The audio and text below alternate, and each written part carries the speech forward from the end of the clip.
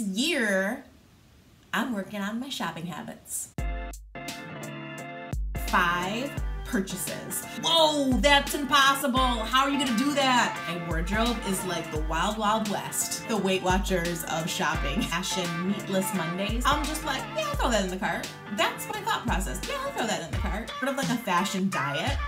Hello everyone, welcome back to my channel. If you're new here, my name is Katie, and this year, I'm working on my shopping habits. So if you followed me last year, I did what I called a year of simple, where every month I did a different challenge. It was very successful. I loved doing that and focusing on a challenge every month. And I think it was sometime around the summer, I started thinking about, well, what am I gonna do for next year? Am I gonna do 12 whole new challenges?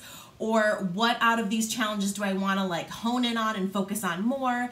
And it was very clear to me that I wanted to focus specifically and solely this year on shopping. Now, if you followed me for a little while, when I did my 2017 fashion faves and flops video, in that video, I was sort of reviewing my 10 most worn items and my 10 least worn items that I had purchased within the year.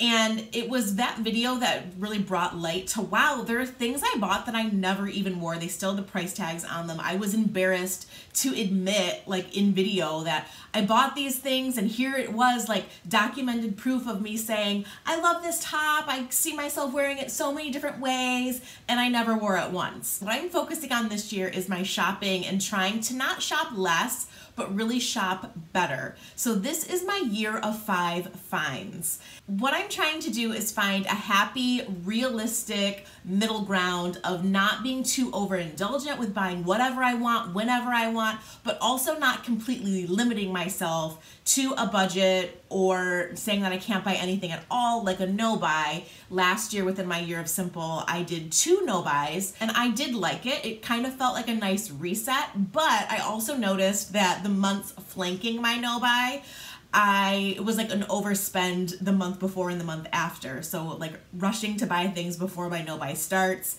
and buying things immediately as soon as the no buy ended, which sort of defeats the purpose. So it's sort of like a fashion diet where you're like, oh, I gotta hurry up and go to Taco Bell and eat a chalupa before my diet starts, you know? Like, I don't know, what I'm attempting here is maybe like the Weight Watchers of shopping. And instead of points, I have a number of items, and once the number of items is up, it's done. But what I've decided is that every month I am allowing myself 5 purchases, and I will get into the rules that I have made for myself. I've made very specific rules, so I'll get into that in a minute. Throughout the rest of the year, I'm really gonna try to get into my own head and my own shopping habits about why do I shop so much. Also, I think Instagram can be extremely unhealthy. I've talked about it before within my year of simple. I did a phone detox, and I talked about how Instagram is what you make of it. Like, if you don't like your feed, it's your fault. You choose who you follow. And I feel like the same is true about feeling like I'm sold to all the time on Instagram, and I need to be better and more responsible about unfollowing people who are just trying to sell me shit all the time. And I worry that sometimes I come off like that on Instagram, that I'm talking about this jacket that I bought that I love, that I got at the Nurture anniversary sale, which is true. But is there a difference? Like, I'm not trying to make money off of my followers. I'm not, you know, swipe up, use my links, forcing people to shop that way. But a lot of people on Instagram are. I'm gonna do a whole video on, you know, Instagram and YouTube, unhealthy language, unhealthy practices. It's a slippery slope within bloggers and YouTubers and people who are making money off of their followers and subscribers. I feel like anytime I mention this on Instagram, my DMs go berserk because people are like, I know, I hate it. Or people are like, I never realized this. And so I'm like, wow, you've never realized this before. That's crazy to me, but it's also very enlightening. And I think we just need to like shed the light on it and just hold people accountable. What I'm doing, I'm sort of referring to as a slow buy, because I'm sort of pulling from what I learned from my no buy, pulling from, I've done a capsule wardrobe before, And I think that this is like a realistic middle ground for me, where it's not too indulgent, but it's not really cutting myself off either. But I think, you know, when you start talking about a slow buy or slow fashion, you start talking about slow fashion and ethical fashion. I have not watched the documentary The Cost of Fashion, and I want to go on record saying, and this might not be a popular thing, I'm not doing this slow buy or year of 5 finds in an effort to switch over to, you know, ethical shopping or shopping only ethical brands. It's something that I want to dip my toe into understanding, and so I might watch that documentary this year. I might try to understand, you know, should I be shopping or investing in some of my basics? Should I be investing in brands that are more sustainable, ethical, better work practices, and all of that? I know that one of my favorite retailers is Zara, and Zara is known as like the worst at all of the things above, you know, pollution, ethical standards, pay, all of those things. Like, they're just the worst, and they are known as like the devil in the fashion industry. And so I'm not ready to stop shopping Zara. But I want to understand more maybe about how much money am I spending on Zara a year. Maybe I pie chart it out over the year, or keep a spreadsheet and sort of try to understand, well, I'm spending X amount on fast fashion, and these are for more trend-driven pieces or things of the moment. Maybe I'd like to look at my basics and elevate those and invest in those a little bit, and have that be from more conscious clothing brands. So I just want to note that as I go into this year of 5 finds, it's not something that I'm like heavily focused on, but it's something that I want to understand a little bit more. So I guess what I'm saying is I'm ready to shop less, maybe a little bit more consciously, maybe learn a little bit more about sustainable brands, but I am not yet ready to stop shopping at Zara and H&M and ASOS and all of the above. But I will be dipping my toe into understanding what those brands are and what those brands might have to offer me. So I guess you could say maybe this year of 5 finds is like my version of a fashion meatless Mondays. Like, I'm not ready to become a vegetarian, guys. I'm not gonna try to be a vegan, but maybe on like Mondays I'll be a vegetarian. So maybe like sometimes I'll buy conscious brands. I'm side-eyeing slow fashion brands and ethical conscious brands. I'm side-eyeing them. I see you. Maybe I'll check you out. Okay, speaking of Meatless Monday, the meat of my year of 5 finds, the rules. So as it states, the number of items that I will be buying every month is 5 things. If you're following along, for some people it might be a budget thing, and you might want to be spending less money, and that's certainly one thing too. I'd like to spend less money in my wardrobe, but I'm personally not putting a budget on those 5 items within every month. Now, this for me is just fashion and things within my wardrobe. I'm not including beauty and makeup, skincare, all of those things into this. And the reason for that, I used to impulse buy makeup and skincare all the time. I've kept my makeup and my skincare pretty edited down, but for me, shopping and my closet and my wardrobe is like the wild, wild west. And I think that I've allowed myself to sort of compare to other people on YouTube and say, well, that person does a massive Zara haul every single month. Or that person, every time she does a haul, she has designer handbags and Gucci this and Chloe that. And I don't have a problem with buying designer. I actually don't care to buy designer. It's not something that interests me for some reason. But I just like newness and new things and more. And so that's my problem. So I don't know why I settled on 5. It just felt like a nice round number. Now, when I talked about this on Instagram, some people were like, whoa, that's impossible. How are you gonna do that? And I was like, I don't know. I'm not looking at it as like 5 things. That's 60 brand new things that I get to buy within this year, that I get to be really selective and decide what 60 new things I'm bringing into my wardrobe. When I look at it that way, that's a lot of things. But knowing myself, I'm the kind of person who I will go to Target to do grocery shopping, and then I buy a shoe, a couple earrings, a handbag, a sweater. Like I'll pull 5 things or more in my cart that trip, that day, and I might do it again 10 days later and go to Old Navy for stuff for my kids, and I buy stuff for myself. I didn't need half those things. And a lot of the time it's cheap accessories at Target is my problem.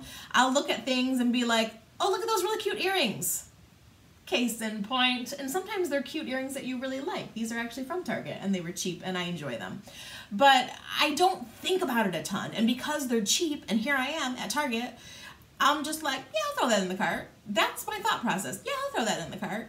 And I want to stop and be like, what am I going to wear this with? What is this going to replace? Am I like, do I need this? What's the assessment at home? Like, I just want to like give it some thought, you know? So that's 5 felt like a good number where I felt like I'm realistically restricting myself. But I'm allowing myself to really be mindful and think about what 5 awesome things do I want to buy this month. But I don't want to take the fun out of shopping either. I love nothing more than going into H&M on a random Tuesday and I'm like, what am I going to find?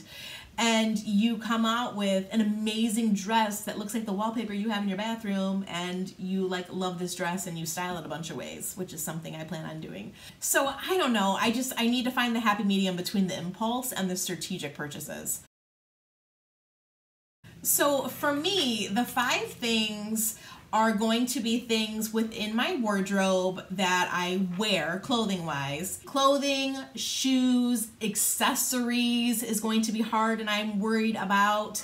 Outerwear, bathing suits are in this as well because if you saw my favorite finds of 2018, I bought a ton of Cupshe bathing suits. I think I bought 3 or 4 new bathing suits this past summer. And I wear all of my bathing suits. I actually use them because we spend our summers at pools and at lakes. And so it's nice to have like at least 3 good ones in the rotation because one's always wet or being washed or whatnot.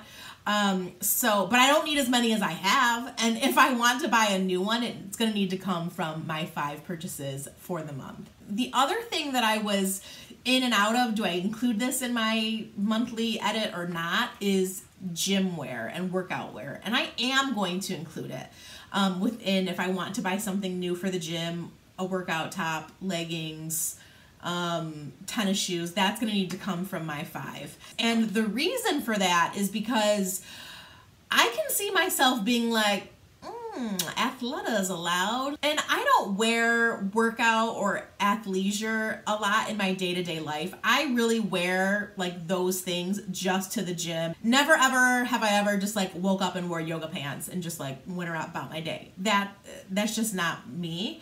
But I could see where my mind would be like, oh, Athleta's allowed. And then Athleta has like sweaters. You know, I just don't want it to be a problem.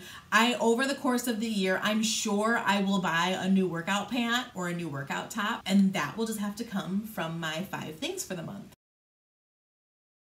So the things that I am not including in my Year of 5 finds is undergarments, like bras, underwear, socks. And the reason is I don't impulse buy underwear and I don't have a problem with that. I buy it when I need it, I replace it. It's sort of like a one in, one out rule in a way, like I'll go through and take things out and add new things in. So that I don't have an issue with. The other thing is pajamas. I don't impulse buy pajamas. I don't have a problem with pajamas. That's not like an issue for me. If I do not buy 5 things in January, which I honestly don't ever think this is going to be a problem, I cannot carry it over into the next month. It's gone. So that might be something that's a little shocking. You think like, oh, if you buy 4. I just decided that no, like I'm keeping it to 5, not banking, I'm not carrying over. I don't want it to be some crazy like math equation where I'm like, well, I didn't buy 2 things in January and I didn't buy 1 thing in February and so I'm carrying it all over. No, that's just confusing to me. I'm not doing that. Now, this is the one caveat that you might think is cheating, and who cares? This is my rule. I made up this dumb thing, so it doesn't matter. Because I'm doing 5, for some reason, I don't know why the word 5 is just like in it, I'm allowing myself 5 freebies throughout the year. And the reason for this, I thought this through. I have a few vacations planned this year, And I don't usually shop when I'm on vacation, and I might be somewhere and I want to buy like a commemorative t-shirt or something of where I've been. I know that I have a couple of vacations planned this year, but there's also a couple of things that aren't necessarily planned and I don't know, like am I gonna need to buy snow pants or something practical or something like situational. I want it to come from that. And so I don't really plan, maybe I don't even use the 5 things. I don't need to use the 5 freebies. If I'm on vacation and I see something while I'm on vacation, I'm at a concert and I find a concert tee, I want to allow for that. Also, I was in a wedding last year and I had to buy a wedding dress and wedding shoes. I don't plan on being in a wedding this year, but who knows? But I'm not gonna just in January be like, oh, I hit up the Zara sale and I'm gonna include 2 of my freebies in this month because of that. That's not how I'm gonna use the freebies. Okay, so I think those are all the rules, all the reasoning, all the thought behind my year of 5 finds. I would love it if you join me, even if you just join me for a month and you want to be more thoughtful and intentional and conscious about your shopping purchases. I think it's gonna be a really good year. I'm excited. I'm a little bit nervous about the accessory portion of the 5 finds because I could literally just buy 5 accessories a month.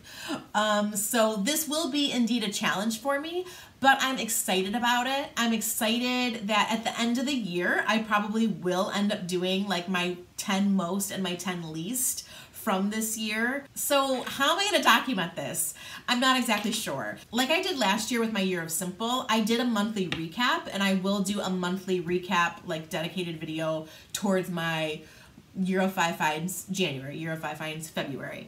But much like my year of simple, some of those months were like a vlog throughout the month. Some of it was just me sitting down in front of the camera and talking about what happened for the month, or maybe it'll be like me revealing what I bought for the month, how I styled it. It might be me like literally in the store going, oh my God, I want this. What am I gonna do? Should I buy this? Should I return this? So I don't know. And every month might be different because I might have like, coming off of a no buy, I have like 5 things in my phone that I want to buy already, but it might just be me sitting down here showing you the 5 things that I purchased for the month and why. But there might be videos throughout the month as well where I'm taking those 5 things and styling them different ways, which is something I've done before, like 1 jumpsuit, 10 ways. So if I buy an item and I want to show how I'm incorporating it or adding it into my wardrobe, that might be something that I do too.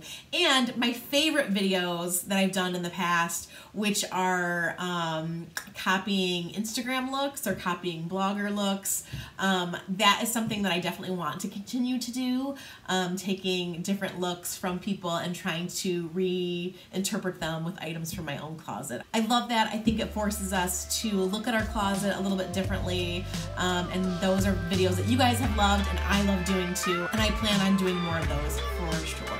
It's gonna be a great year. It's not about shopping less, it's about shopping better. Thank you so much for watching. I will see you in another video real soon. Bye.